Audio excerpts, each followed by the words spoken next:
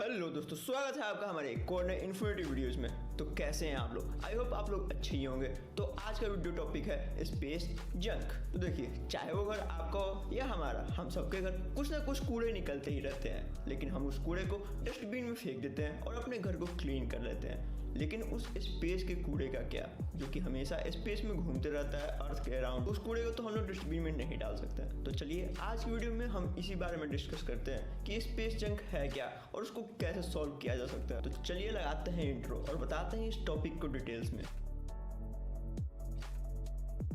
तो देखिए, space junk कुछ और नहीं, ह्यूमंस के द्वारा छोड़ा गया एक मशीनरी जंक है जो कि स्पेस में घूम रहा है। और इसमें बड़े ऑब्जेक्ट के तौर पे डेड सैटेलाइट्स और वैसे सैटेलाइट्स आते हैं जिनका मिशन कंप्लीट हो गया और साइंटिस्ट ने स्पेस में ही उसको छोड़ दिया। तो अगर इसमें हम छोटे ऑब्जेक्ट की बात करें तो इसमें एक छोटा सा पेंट का टुकड़ा भी काफी ज्यादा नुकसान कर सकता है इस स्पेस जंक में, क्योंकि उस ऑब्जेक्ट का moving speed 28,000 kilometre per hour के हिसाब से होता है, जो कि एक काफी ज्यादा डेंजरस चीज साबित हो सकता है अगर वो किसी चीज से टकरा जाए, क्योंकि 28,000 किलोमीटर पर आवर कोई मामूली स्पीड नहीं होता है। तो दुनिया का पहला स्पेस जंक है स्पुतनिक सैटेलाइट, जो कि 1957 में सोवियत यूनियन के द्वारा लॉन्च किया गया था। और आज के समय में यूरोपियन स्पेस एजेंसी की माने तो लगभग 9 लाख से ज्यादा ऑब्जेक्ट्स 1 से 10 सेंटीमीटर के साइज के घूम रहे हैं स्पेस में, और 34,000 ऐसे ऑब्जेक्ट हैं जिनका साइज 10 सेंटीमीटर से ज्यादा है। तो चलिए बढ़ते हैं इनके टाइप्स के बारे में और बताते हैं कि आखिर स्पेस जंक कितने कितने टाइप के होते हैं। तो यूरोपियन स्पेस एजेंसी के हिसाब से 3 तरह के स्पेस जंक होते हैं। इसमें पहला है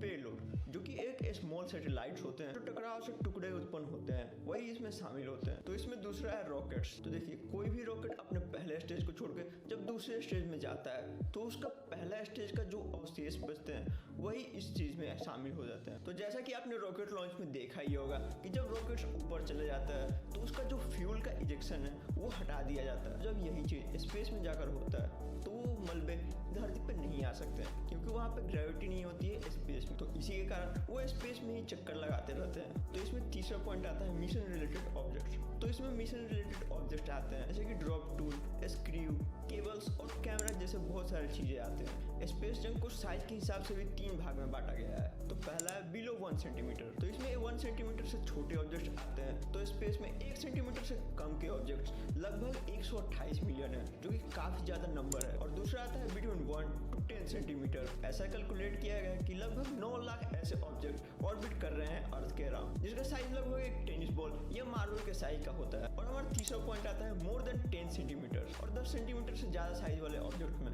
बहुत सारी चीजें आएंगी, जैसे कि कैमरा हो गया या कोई भी अदर टूल हो गया। तो चलिए वीडियो में आगे बढ़ते हैं और बताते हैं कॉज ऑफ स्पेस जंक। तो इसमें पहला पॉइंट आता है डिफंक्ट सैटेलाइट्स। सैटेलाइट्स का लाइफ बहुत ही कम टाइम का होता है। जब इनका बैटरी खराब हो जाता है या ये डिसफंक्शनिंग हो जाते हैं तो इनको ऐसे ही स्पेस में छोड़ दिया जाता है, जो कि एक बहुत बड़ा कारण है स्पेस जंक का। अगर हम ऐसे ही स्पेस में सैटेलाइट्स को छोड़ते रहेंगे और उसको वापस धरती पर नहीं लाएंगे तो स्पेस में काफी ज्यादा जंक क्रिएट हो जाएगा, जिसकी वजह से अगर हम कोई और मिशन लॉन्च करते हैं तो उसमें काफी ज्यादा दिक्कत आ सकती है, क्योंकि अगर वो टकरा जाए किसी भी तरीके से तो बहुत ही ज्यादा नुकसान कर सकता है। और इसमें दूसरा कारण आता है मिसिंग इक्विपमेंट्स। स्पेस में जब भी कोई एस्ट्रोनॉट कोई काम करता है तो उससे बहुत ज्यादा चांसेस हैं कि कोई ना कोई सामान गिर जाए। ऐसा ही एक एग्जांपल 2008 में एक एस्ट्रोनॉट हाइडमेरे स्टीफनसाइन पाइपर, जिन्होंने एक टूल बॉक्स को ड्रॉप कर दिया था। और जब ये टूल बॉक्स धरती पे आया तो लगभग वो धरती के 4000 चक्कर लगा चुका था 1 साल में। तो जहां तक बात रहा कि स्पेस जंक स्पेस में कितने टाइम तक रहते हैं, तो ये सारा चीज डिपेंड करता है उसके एल्टीट्यूड पे।